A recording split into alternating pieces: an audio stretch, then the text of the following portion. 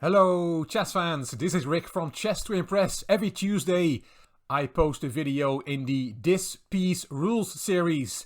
It is the turn of the pawn. This is the 9th video in the series The Pawn Rules. If you want to watch the previous videos, you can find the playlist of the This Piece Rules series in the description box underneath this video.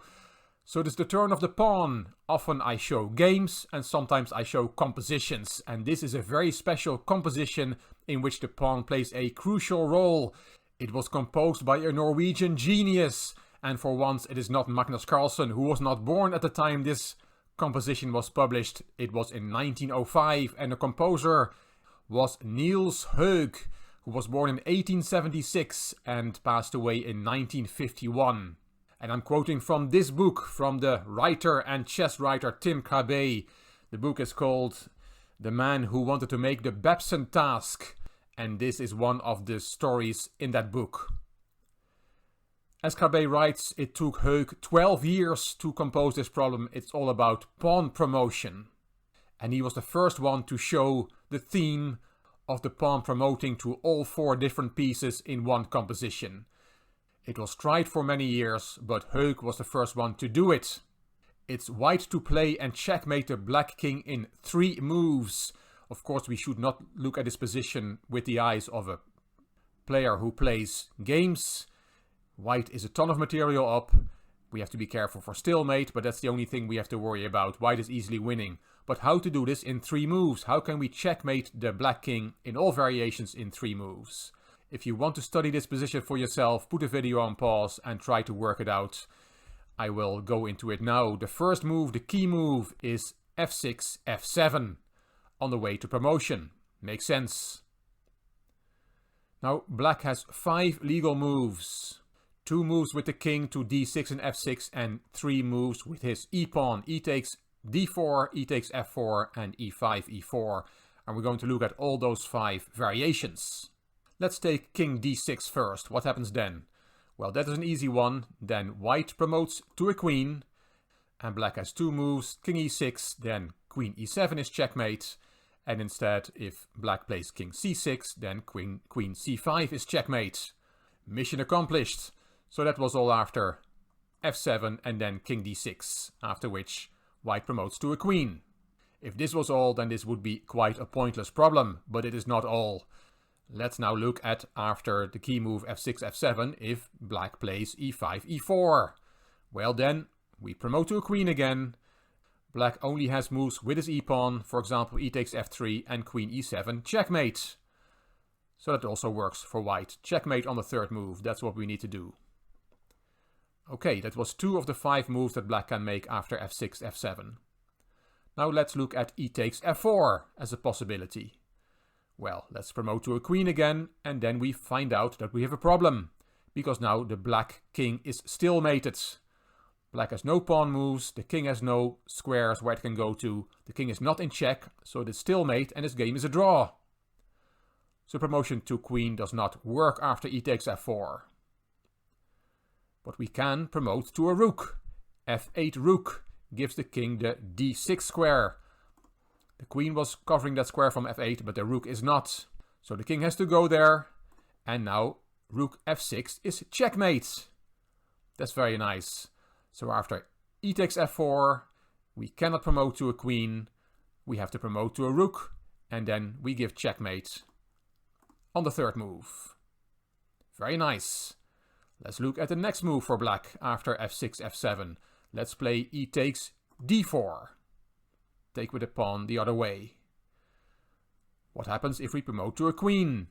The same story. Black is stalemated, the pawns have no moves, the king has no legal move, and the king is not in check. This game is a draw. After e takes d4, we have to promote to a bishop. Beautiful. That gives the king the f6 square. The king has to go there, and now rook a6 is checkmate. Very nice how the bishop takes the e7 and g7 squares away, and the pawn takes the f7 square away. Beautiful. So after f7, e takes d4, f8 bishop is the solution. Finally, after f7, we have to look at the 5th move, which is king f6. If we now promote to a queen with check, then there is king takes g6, and we can checkmate the black king. Queen g7 check, king h5, and queen h7 is checkmate. Very nice, but that is move 4. And the task was to checkmate the black king in 3 moves, not in 4. So let's go back. King f6 was played, f8 queen leads to checkmate in 4 moves. That doesn't work, so we need to have something else. And you feel it coming. Yes, indeed, the solution here is f8, promotion to a knight. It's not stalemate by any means, but how is this made on the next move? Well, it turns out that black only has one legal move, e takes d4, and do you see the checkmate move? Yes, indeed. Rook a7 to f7 is a very nice checkmate with the knight protecting the pawn and taking the e6 square away, the rook being protected by the pawn. And we have the solution of this amazing composition. After f6, f7, black has 5 moves and he's checkmated on the 3rd move in all those 5 variations. We saw 2 promotions to a queen, but astonishingly we also saw a promotion to a rook, to a bishop, and to a knight. In chess problem terminology, this is called the Allan Van Loon, a German word, which indicates combining the 4 possible pawn promotions in one composition. The pawn in this composition definitely ruled. That was Niels Heuk with his composition published in 1905.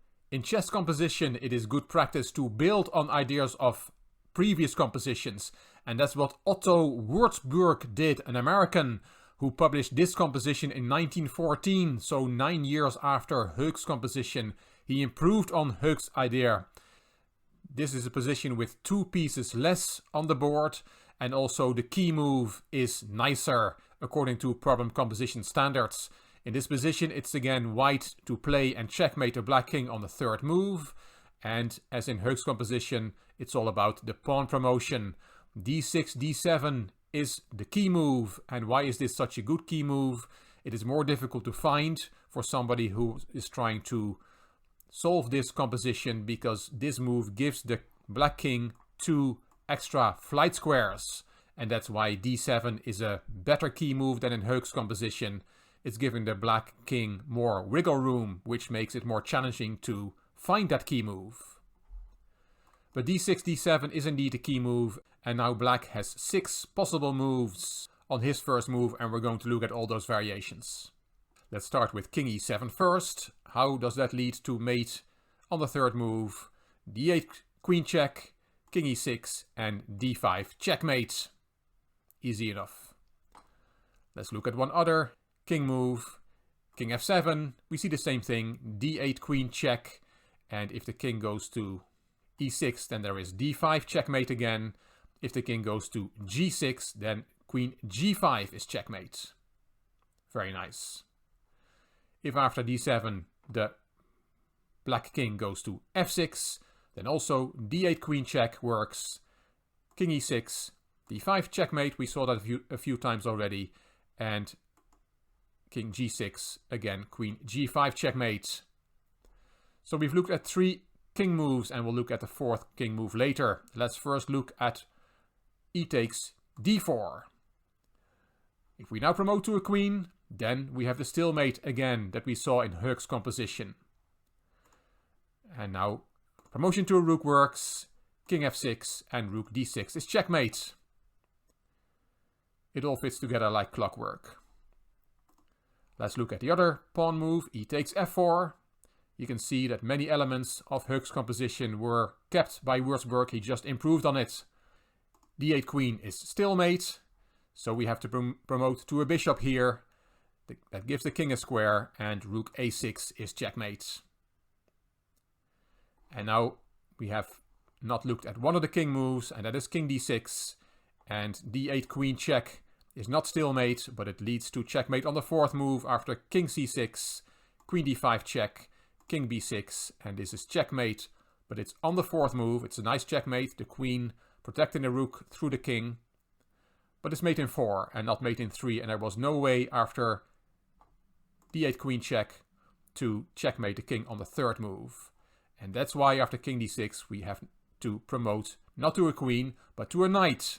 And that gives the desired result after e takes f4, which is the only legal move, and then rook d7 is checkmate. A similar checkmate as we saw in Hoek's variation. So Otto Wurzburg took the composition from Niels Hoek and improved on it, and I wanted to share that one with you as well. Under promotions in chess, always a very fascinating topic. I hope you agree. And this is the position from our game, Rick against the Chess to Impress viewers. This is the move after the 22nd move from white. Knight c4 takes the knight on e5, and it is your turn.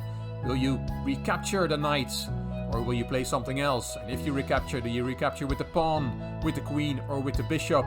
You can take part in this game by putting your 22nd move for black in the comment section underneath this video. By doing so, you will be part of this very fascinating game. It's an exciting struggle, but you also will be in the raffle. At the end of the game, I will raffle a chess book made available by my sponsor, The Beste Zet, amongst the viewers who have taken part in this game. I'm looking forward to seeing your suggestions for black's move in the comment section. And I hope you enjoyed this video. If you did, please give it a thumbs up. Please subscribe to the Chess to Impress channel and please leave a comment. I will read them all and I will reply to them all. If you like the video, if you like the series of This Piece Rules, then please share it on social media by clicking the share button on YouTube. As mentioned, you can find the playlist of the This Piece Rules videos in the description box underneath this video. You can find me on Instagram, on Twitter and on Facebook. This is Rick for Chess to Impress. Thank you for watching.